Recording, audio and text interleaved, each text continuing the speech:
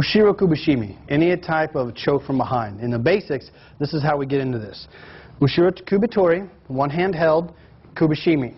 And in the beginning, Uke doesn't really grab very hard. You can hear my voice isn't changing, so he's not really applying the choke. This is how you want to start this, nice and easy.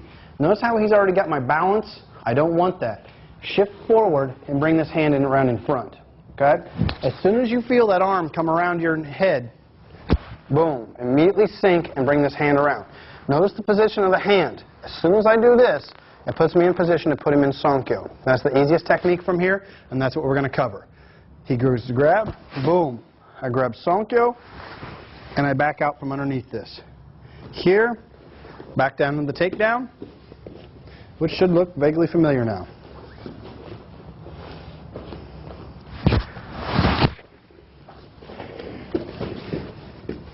Once you've covered the basics, then we step it up a little bit. Now when he grabs, he puts this choke on a little bit more, and you'll start to notice my voice starts to change. He should be squeezing more. So I shouldn't be talking clear now. That's exactly what I want. He should also focus on pulling me backwards slightly. Again, he's not trying to choke the life out of you yet, but he is putting it on you and making you uncomfortable.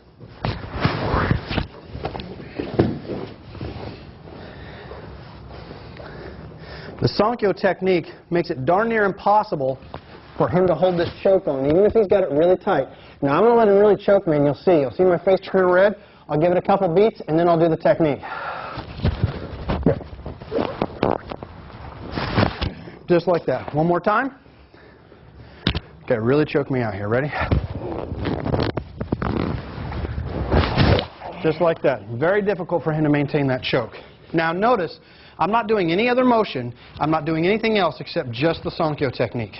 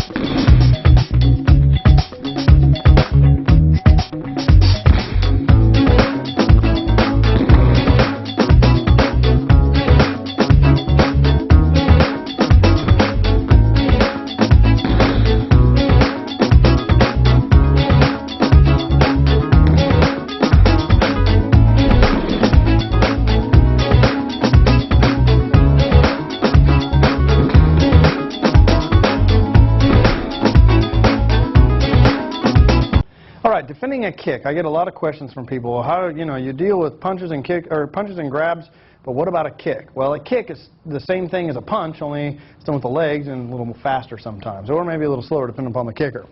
The idea is that to defend a kick, don't get kicked. Avoid the attack first. How you avoid the attack is very important, but the main thing is, number one, avoid the attack. I'm going to show you a couple different ways that I like to do things that might be a little different than what you've seen before. When I get ready to defend a kick, a front snap kick, when it comes at me, bam, I don't want to be in front of it. But I don't want to step to the side because that gives him an opportunity to follow up with a counter strike. If at all possible, I want it to be his turn, my turn, no more turns. What I will do is change the line of attack. He's not kicking to the side. He's not just kicking over here because he's not just kicking over here because I won't let him. If he's kicking me, he's got to kick straight at me. If I don't get out of the way, I get hit. I will actually control the line here and change it by redirecting his leg. Guys, this isn't a block. You cannot block someone's leg with a small bone of your arm. You're not chopping down and kicking and then blocking that kick. There's no way. It's a redirection here. From this direction, let's do it just like this. I control it just like that. Staying in front of the kick, but controlling the line. The other thing is make sure you don't drop your other hand here because you're just asking for it. Keep both hands up. One hand up, one hand down.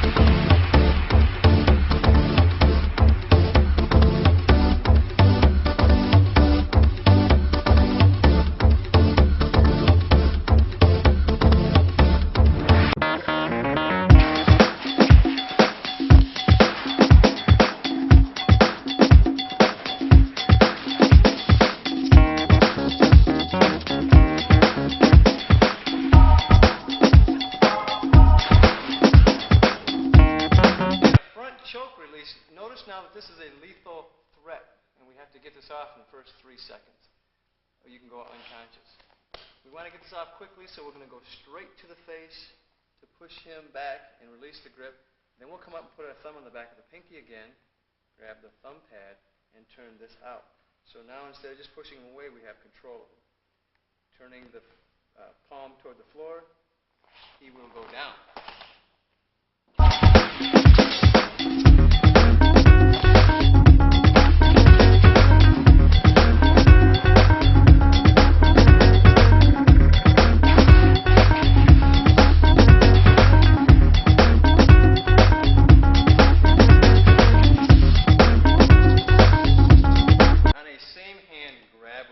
Crossing the body, to release this grip, we simply roll palm down position.